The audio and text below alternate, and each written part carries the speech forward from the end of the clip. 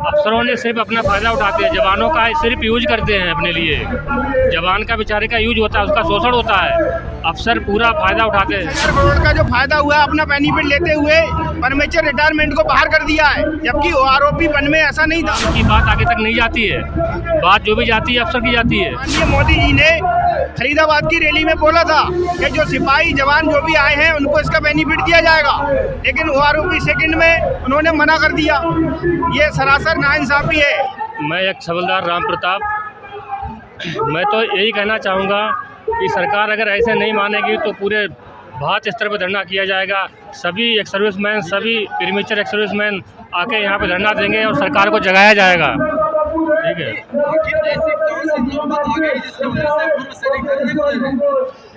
इनमें हमारी कई विसंगतियाँ, इन्होंने अपना OROP 2 जो लागू किया है, इसमें बहुत सारी विसंगतियाँ की हुई हैं। ये OROP 2 लागू करने के नाम पर एक आधा अधूरा खोखा OROP 2 है। इसमें बहुत सारी जैसे हमारे प्रीमेचर वाले हैं, जो PMR वाले हैं, BMR वालों को जो 2016 के बाद वाले हैं उनको कोई इनको सुविधा नहीं दे रहे हैं, उसमें इसको शामिल नहीं कर रहे हैं। क्या ये प्रीमेचर एक सरकार द्वारा बनाया हुआ एक नियम है ना, इसी की वजह से लोग आए हैं। या अगर ये नियम नहीं होता तो हम लोग पहले क्यों आ जाते?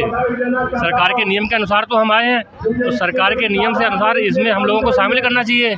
मुझे बताइए, ये OROP जवानों के लिए था जी, सिर्फ जवानों के लिए, उनके लिए जो कि कम समय में रिटायर्ड हो जाते हैं और घर आ जाते हैं, उनको सुविधाएं नहीं मिल पाती। लेकिन आप लोगों को ना मिलकर ये सारी सुविधाएं ऑफिसर्स को मिल रही है, उनको ज़्यादा से ज़्यादा मिल रहा है। और पहले आपके OROP के लिए ऑफिसर से हिमायती बने हुए थे, संख्या बल आप लोगों ने दिखाया। यहाँ यही तो हमारे जो अफसर हैं, अफसरों ने सिर्फ अपना फ़ायदा उठाते हैं, जवानों का सिर्फ यूज करते हैं अपने लिए। जवान का बेचारे का यूज होता है, उसका शोषण होता है, अफसर पूरा फ़ायदा उठाते हैं। इसीलिए अफसर कमेटी के मेंबर रहे थे, उन्होंने सारे उस पर अपने फ़ायदे वालों पे साइन कर दिए और जवानों के लिए सिर्फ एक टुकड़ा डाल दिया उसके लिए PMR के नाम पे। आखिर इस तरह से शोषण, जवान जो शोषित रहे हैं बॉर्डर से लेकर आज रोड तक, इसका कौन है सबसे ज़्यादा? इसका सबसे ज़्यादा कसूरवार इंडियन आर्मी के अफसर हैं। अफसर ही ऐसे हैं जिसके हम जवान की बात आगे तक नहीं जाती है, बात जो भी जाती है अफसर की जाती है। तो अफसर एक अफसर ही है जो हमारे जो भी असुविधाएं हम लोगों को मिल रही हैं सरकार के द्वारा, नहीं तो सरकार को क्या पता कि हमारे साथ क्या होना चाहिए, क्या होना चाहिए। वो अफसर बताता है, वही वहाँ पे होता है।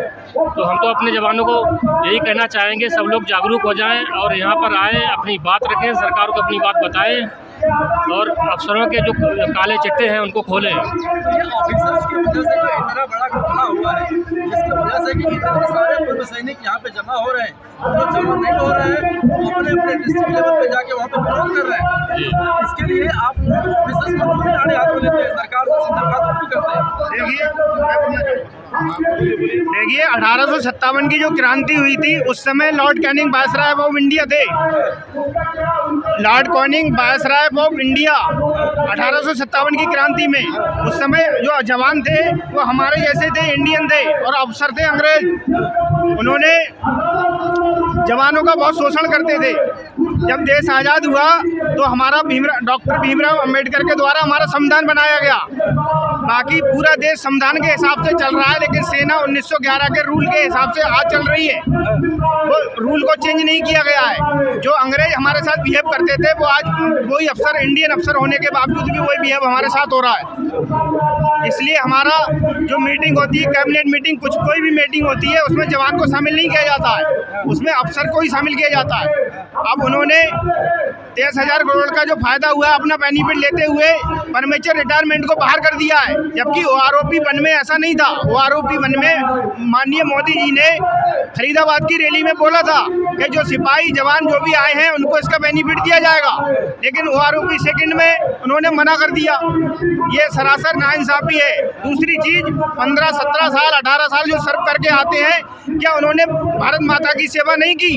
मैं आपके सामने खड़ा हूँ, जब मैं भर्ती हुआ था 10 अप्रैल 99 को, और मैं 6 महीने बाद आफ्टर ट्रेनिंग मेरी हैदराबाद में हुई।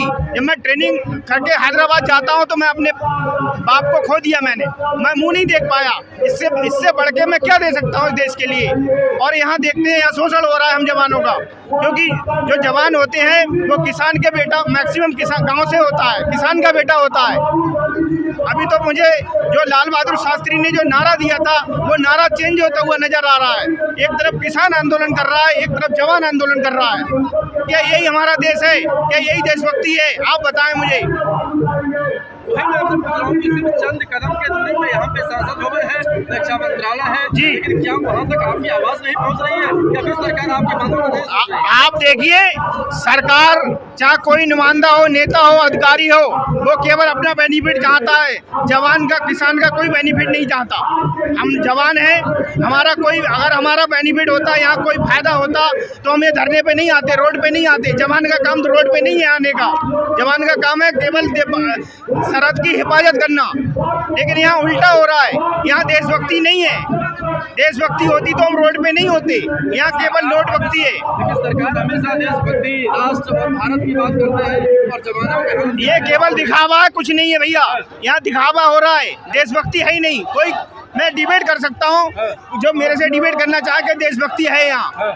जो नेता पकड़े जा रहे हैं, करोड़ों की प्रॉपर्टी, हम अपनी पेंशन के लिए यहाँ धरना प्रदर्शन कर रहे हैं। आप बताएं, गोलियां हम खाते हैं, कोई उल्टा सीधा छक्का मार के क्रिकेटर अब नेता वो मार देता है, उसे करोड़ों का रुपया दिया जाता है। हम यहाँ भीख मांग रहे हैं क्या? आप बताएं, हमने सर्व नहीं किया देश का। यहाँ पर तो आप अपने हक की बात कर रहे हैं तो आपकी बात नहीं को सुन रहा, अपने हक की बात। भैया देशभक्ति का यही है, क्योंकि सैनिक के अंदर जातिवाद, धर्मवाद नहीं होता, ओनली राष्ट्र होता है, राष्ट्र सर्वोपरि होता है। लेकिन यहाँ राष्ट्र के मानने वालों के लिए ये हो रहा है। आप बताएं। ये सरकार तो दावा करती है राष्ट्रवाद होने का। अगर दावा करती तो हम रोड पे नहीं होते। अगर सरकार ये विसंगतियाँ नहीं होती तो हम ये रोड पे नहीं आते। प्रधानमंत्री तो हौसला अफजाई के लिए बॉर्डर पे भी जाते, जवानों के साथ मिठाइयाँ खाते हैं। भैया आपने देखा होगा, हाथी के दांत खाने के अलग और दिखाने के अलग होते हैं। खाने के दांत अलग और दिखाने के अलग होते हैं। वहाँ जाके अभी पता चला कि यहाँ ये कोई अधिकारी, माननीय प्रधानमंत्री यहाँ आ रहे हैं, इसको चमका दिया जाएगा, जवानों को उनसे बोलने नहीं दिया जाएगा। जवान को कोई बोलेगा जो अफसर कहेगा, जवान अपनी मर्जी से नहीं बोल सकता। मर्जी से भी नहीं बोल सकते ना। मैं बोल रहा हूँ कि 1911 के अंग्रेजी के काले कानून आज भी सेना में चल रहे हैं, उनको क्यों नहीं हटाते आप लोग? आप 76वीं वर्षगांठ मना रहे हैं देश आज़ाद होने की, लेकिन सेना गुलाम है। मेरे दादाजी वही गुलामी में जी आए, मेरे पिताजी जी आए, मैं भी जी आऊँगा, मेरी औलादें भी जिएंगी। कब तक ये गुलामी चलती रहेगी? तो ये बताइए, अब आपका अगला कदम क्या होगा, क्या सोच रहे हैं आप? अगला कदम हमारा कुछ नहीं है। अभी 3 तारीख को हमारा ज्ञापन जाएगा माननीय राष्ट्रपति के द्वारा बाई डीएम। इसके बाद ये मामला पूरे देश में फैल चुका है। 30 लाख परमेचर रिटायरमेंट है, आप लगाएं। कितना वोट बैंक है, उनका परिवार है, भाई है। अगर ये नहीं मानी, हमारी मांगे नहीं मानेंगे तो इसका इफेक्ट सरकार पे जाएगा गलत। आने वाले 24 में इलेक्शन है, अगर नहीं देंगे तो वोट भी हमारा कटेगा। हम तो सीधे बता रहे हैं जी।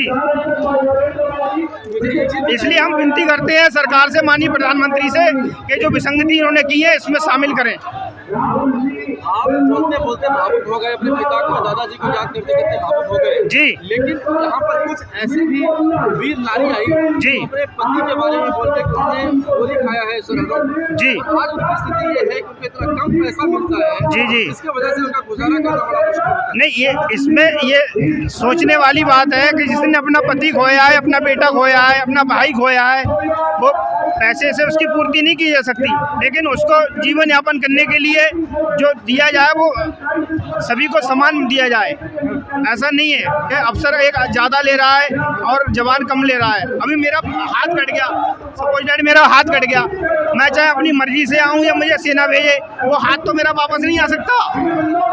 हाथ तो वापस, और जब मैं सेना में गया था तो अपनी मर्जी से गया था, सेना ने मुझे लेटर नहीं लिखा, मैं अपनी मर्जी से गया ना सेना में। मैं आपको बता रहा हूँ, मैं अपनी मर्जी से गया सेना में, मेरे माँ बाप दोनों चले गए, मैं कब तक रहूँगा वहाँ? आप बताएं मुझे। भाई मैं अब घर भी देखना है, मुझे सब कुछ देखना है। आपने जो नियम बनाया है उसके नियम के अकॉर्डिंग हम सर्विस करके आए। आप अगर कहते हैं कि आप 15-16 साल में परमेचर जाओगे, आपको इसका बेनिफिट नहीं मिलेगा, हम नहीं आते। आपने नहीं बोला। दूसरी चीज़, आप 7 नवंबर 2015 को लेटर जारी करते हैं, आप कहते हैं 1 जुलाई 2014 के बाद वालों को इसका बेनिफिट नहीं दिया जाएगा, तो ये गलत है नहीं है? आप बताइए मुझे। आप हाथ धोने की बात करते हैं जी, बहुत सारे ऐसे सैनिक हैं जिन्होंने अपने हाथ पैर सब कुछ खोया है जी, रिहेबिलिटेशन पेंशन के अंतर्गत आता है जी, उनमें भी बहुत ही ज्यादा भेदभाव किया गया है ऑफिसर्स और जवानों के बीच। नहीं, ये मैं इसका स्वयं जीता जागता उदाहरण रहा हूँ। I am disable person in PIBD operated, ठीक है। I am also, because I am premature retirement. I have no benefit for this AGI benefit and other rank. ठीक है, ठीक है। तो ऐसे में ऑफिसर्स ने आपके साथ में धोखा किया है ना, या सरकार ने आपके साथ किया? देखिए, जो गाइड करते हैं वो ऑफिसर करते हैं सरकार को। सरकार का हमारा कोई सीधा वार्तालाप नहीं है, इसमें अधिकारी ही गाइड करते हैं। और ये OROP 2 का जो बेनिफिट दिया गया है, इसमें सरकार ने ही गाइड किया है। हमारा कोई नुमाइंदा, कोई जवान वहाँ नहीं जाता है। ठीक है सर, जय हिंद। अपना